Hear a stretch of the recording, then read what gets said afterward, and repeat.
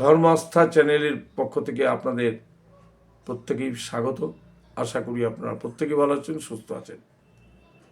আপনারা প্রত্যেকেই জানেন আমি দীর্ঘ বছর ধরে আমি ভিডিও করি, আপনারা দেখেন।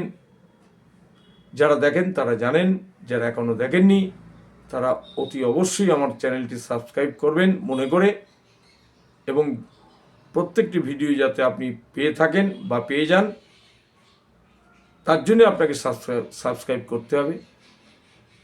আমি চেষ্টা করি প্রত্যেকটি গুরুত্বপূর্ণ বিষয়, যে বিষয়গুলো আমাদের আজ হোক, কাল হোক বা পরশু হোক, এগুলো প্রয়োজন হতে পারে, তার জন্য আমি চেষ্টা করি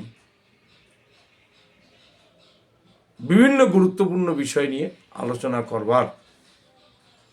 আমাদের এমনিতেই এই সাবজেক্ট, এই শাস্ত্রীয় বিধি, এটি একটি বলতে পারেন বিশাল সমুদ্র। এর শেষ কোথায় আমরাও জানি না। তার জন্যই বলবো, যতদিন পারুন ততদিন শিখুন। এই শিখতে হলে যে দরকার সেটা হচ্ছে বই। বই আমার কাছে পাবেন, আপনাদের পছন্দ মতো বই আমার কাছে পাবেন। আমার ভিডিওগুলো দেখুন, বিভিন্ন বইয়ের ছবি দেখি আমি ভিডিও করি। তা সুতরাং আপনারা অনায়াসে আমাকে অর্ডার দিতে পারেন। স্ক্রিনে দেওয়া যে নাম্বারটি দেওয়া রয়েছে সেটা হচ্ছে হোয়াটসঅ্যাপ নাম্বার। সেখানে আপনি আপনার ঠিকানা এবং আপনার প্রয়োজন মতো বইগুলো আপনি লিখে দিতে পারেন। তাহলে শুরু করা যাক একটি গুরুত্বপূর্ণ বিষয়।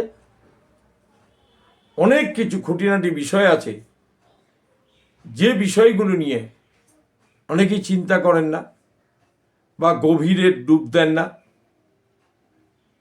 আমার মনে কিন্তু সর্বদাই প্রশ্ন আসে, এটা কি, এটা কেন, এটা কির জন্য বলেছে। এই বিষয়গুলো আপনাদেরও জেনে রাখা উচিত। আমরা আচমন করি, যে কোনো কাজে আমরা কিন্তু আচমন করি।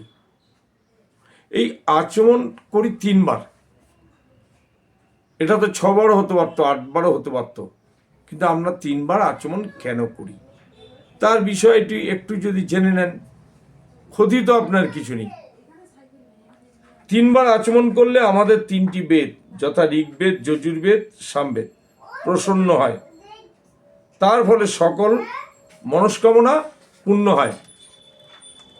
যেমন শাস্ত্রে বলছে, তার প্রমাণ আছে, প্রথমং যৎ পিবতি তেন ঋগ্বেদং প্রীণতি, যৎ দ্বিতীয়ং তেন যজুর্বেদং প্রীণতি, যৎ তৃতীয়ং তেন সামবেদং প্রীণতি।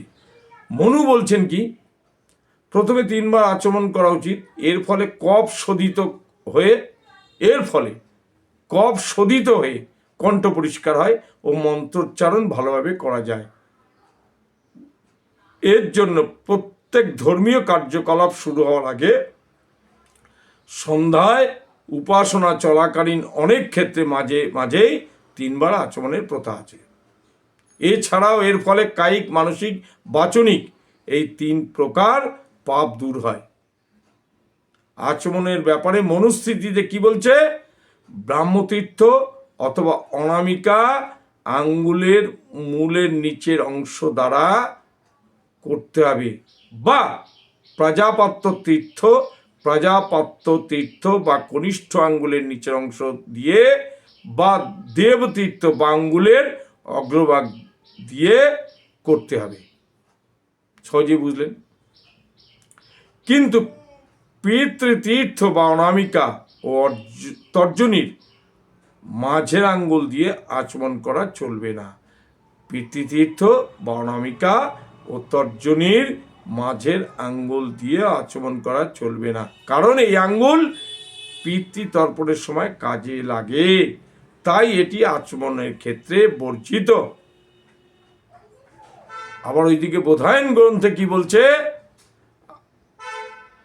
অর্থাৎ বোধায়ন গ্রন্থে যে বিধান দেওয়া রয়েছে, সেই মত অনুসারে হাতকে গরুর কানের মতো আকৃতিতে নিয়ে 3 বার জল মুখে স্পর্শ করার বিধান রয়েছে। এই হচ্ছে আচমনের বিষয় নিয়ে বললাম। অর্থাৎ আচমন কেন 3 বার করা হয় তার কারণ। যদি বিষয়টি ভালো লেগে থাকে চ্যানেলটি সাবস্ক্রাইব করবেন, তাহলে আপনি নিত্য নতুন এরকম ভিডিও, অনেক ভিডিও আপনি অনায়াসে পেয়ে যাবেন, যে ভিডিওগুলো দেখলে আপনারা প্রতি মুহূর্তে নিত্য নতুন বিষয়গুলি জানতে পারবেন। অনেকেই আমাকে ফোন করে বলেন আপনার ভিডিওগুলো খুব ভালো লাগে। অনেকের ভিডিও আছে তাতে